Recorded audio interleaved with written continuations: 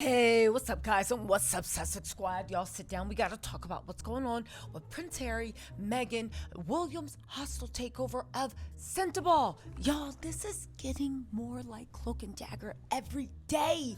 And I know y'all might be sick of me talking about it, but baby, we are going to have to talk. Okay, what are the latest updates? Okay, that one lady, baby, Dr. Sophie has been exposed as being the evil incarnate herself, okay? But more importantly, this woman, I can't get over her. Where do we start, okay? First of all, let's talk about the way that she literally forced Harry to resign from his charity, then less than 24 hours later hired one of Williams people. How did that happen? Well, apparently the board was like, yo, we've had enough of you. Why? She was raiding the piggy bank.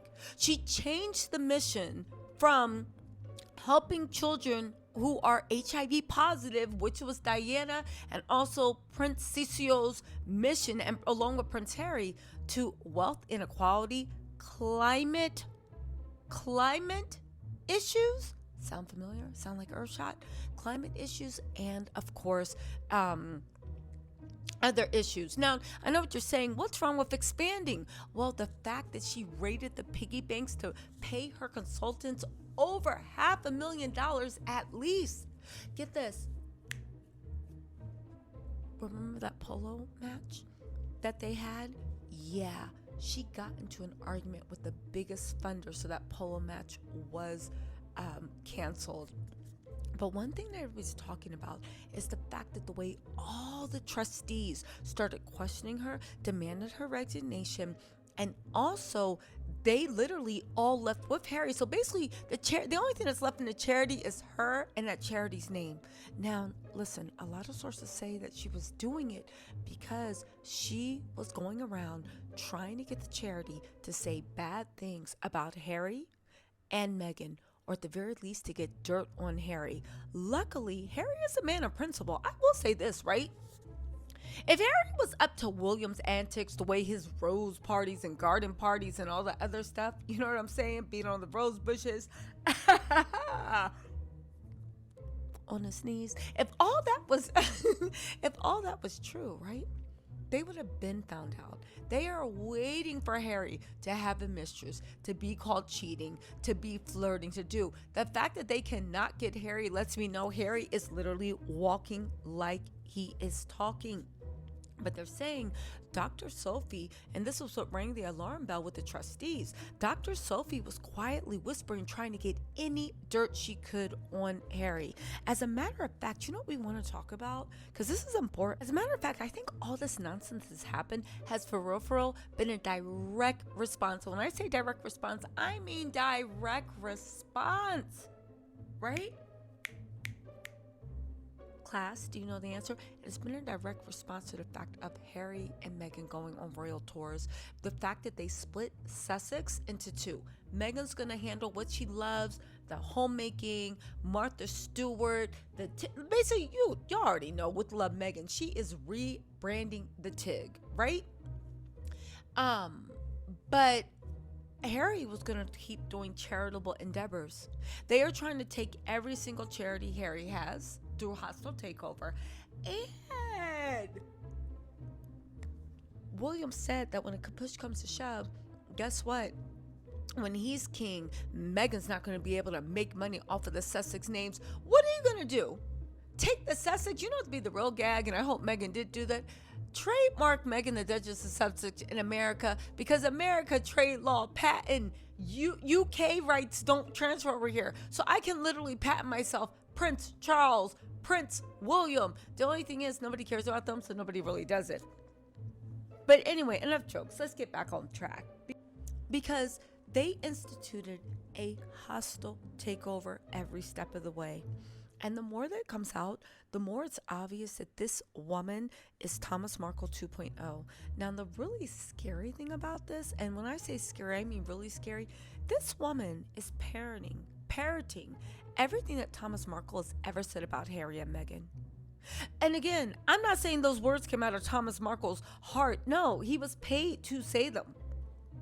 But they learned from Thomas Markle. They said, okay, we have Meghan's dad saying it, and that was supposed to have some weight. But Meghan's dad is such a despicable human being. And the more you look into it, and nobody likes him, not even his own family. So those words after a while fell flat because people started looking at Meghan's dad like, wait a second, Meghan might be all this stuff, but you are a monster for doing this to your daughter. You are a monster for standing your daughter up at the altar.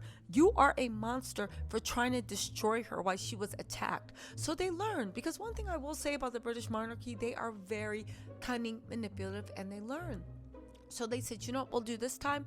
We'll package this up in a black woman, and we'll let her say misogyny, bullying at work, complex, all the Pierce Morgan specials. It's actually very vile and disgusting when you think about it, right? I will say this though, this is a large scale fraud going on. This woman, Dr. Sophie, wasn't doing this by herself. Why do I say that? Because of something that came up in CNN World, okay? Remember how when Harry and them tried to push her out, she was like, I have a court injunction from the highest court in England, and you can't fire me. A court that's it was the UK Charitable Commission, very cozy with the royals. As a matter of fact, the whole charity landscape of London is run. Well, I actually think it's a good part of saying it's run. And it's actually ran by the royals. So if you go against the royals, I mean, what's charity in the UK? That's why they believe that charity is a royal endeavor, because they're the ones that do it. Even though I will always say I think charity is rich people looking at us saying, no. Rub your pennies together. Just rub your pennies together. You don't have to worry about anything. Anyway, the news agency claimed that she had reported the trustees to the UK's Charity Commission, and that the UK court had issued an injunction to stop her dismissal. CNN has not seen a copy of the alleged injunction from the UK's High Court, and a source familiar to the matter told CNN that no such order had been issued. Well, guess what? When sources dug a little bit more, they said that, she had made a request, but the court had decided not to go ahead with granting it because everybody had withdrawn from the charity. So it was a moot point. Again, this is a conspiracy on the highest level. And I want to say this, Harry was so big suing the News of Today or whatever. Let me just say this. He literally did everything he could to sue them. Are William and them not afraid that Harry's actually going to go to war with them over what they did and go to war with Dr. Sophie? But I do believe with Dr. Sophie, the whole point of this, I think it was an A or B thing. And let's be honest, right? If A, you get there and all of a sudden there's strategic leaks. She gets dirt from the board, even though we see there was no dirt to give. She gets dirt from the board. There's all these strategic leaks. They're talking about Harry forever, never. And a day, right? Or what happened? Harry gets mad and he resigns, and then William gets to take over the charity. See, they really thought that they had things going. This was an insane, it was such a setup. And I guess they did know, again, that Dr. Sophie was leaking to the press. And again, it was confirmed with William's guy being advising her this whole time. And it would seem, right? It would seem that it was even more disgusting, even with William's guy just being appointed 24 hours later and saying Prince Harry tried to force a failure of a charity he founded. This is Dr. Sophie saying that. She's actually very disgusting, this woman. I'm sorry, I keep you guys, I just gotta talk to you on being here. This one, because, where's it at? I find this woman so disgusting. This woman ran the charity into the ground, a healthy charity, stole money from children dealing with HIV. All for what? To be the lapdog of a system that would never see you as equal? Being black and American, I would assume, what's up, African tattletales? Anybody black all over, even if you're Indian, even if you're white, there are so many people that are willing to sell their soul and everybody else's soul for a few you know what? A few drops of gold, not even gold, just a pat on the head, and she's one of them. Prince Harry tried to force a failure of a charity he founded. You ran this into nothing. Who are you? You haven't even been there for a year. This charity has been going for 20 years and has done amazing work. Amazing work, even with the polo championship. And you're trying to force a failure? Miss, it only started failing when you came into this. Who are you to even saying these bold, audacious words? Well, in my instance, I believe she's William's lapdog. I really do. Listen, again, the newly founded forum, a board of sensible, includes Ian Ralston, a financier who was previously chair of Williams' conservation charity Tush Trust and has been advising Sophie.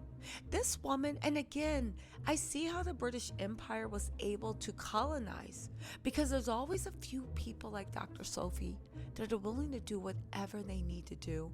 Never mind the fact that they pretty much confirmed that she also went out of her way to make it look like Meghan was bullying her, to go along with the bullying narrative. But the only thing is, Meghan was very smart. They're saying Meghan felt her vibes. Sources are saying Meghan chose to be polite and friendly, but to keep her distance. But they said it was also easy for Meghan because at the end of the day, Meghan does not have a trustee or a controlling role in the charity. Harry does. That's Harry's heart and soul. Everybody is loyal to him, not because they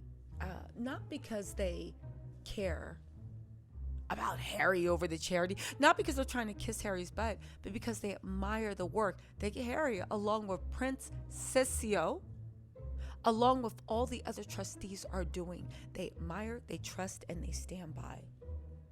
Again, they said that I find this woman, her people purposely pushed the narrative that Meghan was bullying her during a polo event video. Remember that video I showed you guys that had her acting all weird, like she was scared to stand next to Meghan? This was all a concerted effort. Get this, Sophie is arguing that the volatile public sentiment around Prince Harry since his move to the U.S. and the media fallout after the release of the Netflix documentary in 2022 and his book in 2023 had an impact on the charity's ability to diversify its donor pool and make senior hires. When you start to interview people, they're asking questions about, well, these mixed messages around the patron. A person familiar with the trustee account of the event says the charity has been almost entirely reliant on the positive view of Prince Harry to raise funds. They said the dispute had nothing to do with personal tensions. There are real issues at hand that have been raised and not addressed. Again, this is unhinged. She is blaming Harry and his unpopularity in the UK for her being unable to find funding in America, where, by the way, Harry is popular.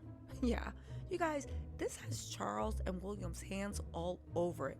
This hostile takeover was in direct retaliation to the African state tour. Even though I want to do a separate video about this later, about Charles, I find it hard that as soon as this news hit, Charles was smart enough to go into the hospital for 24 hours to invoke public sympathy. So now nobody thinks he's a part of this and everybody's looking at William. I think this is both of them, because let's be real, William and Kate, even though they would love for this to happen, they're too stupid to actually pull this off on their own. Again, basically, her and her people purposely pushed the narrative, Dr. Sophie's people pushed the narrative of Meghan bullying her at the polo event. The fact that William's guy is speaking on the record to the Financial Times and in the biggest reach of the century is somehow making this Meghan's fault for existing. Oh, you didn't get that? You didn't get that? He literally talked about the fact that Meghan was a polarizing figure. Meghan. This is how sick the British people are. I'm sorry, not the British people, the royal family. Let me separate. That even when Meghan is minding her business and Harry's in charge, they're going to say that you even being married to this woman made you lose this charity that was dedicated in honor to our dead mother, Harry. Listen, this is crazy. This charity was literally, let me remind you, created as an extension of Harry and Prince Cecil. The name is literally in honor of their mothers who are both passed away. So how is this fake of a vile woman pretending that all of a sudden she didn't want to make this an extension of his PR apparatus? Let me just end it by saying, and then in the very next breath say fundraising fell because Harry's public perception fell? So you're agreeing that charity was already an extension of his PR apparatus, and all the fundraising and donations was because of his face alone? You guys, there are some evil people. There are some evil people in this world, and there are some evil people that will do anything for money. And she's literally protecting the monarchy like their lapdog. Woo! Anyway, you guys, let me know what you think in the comments. We'll pick this up in a different thing. I'll talk to y'all later. Bye.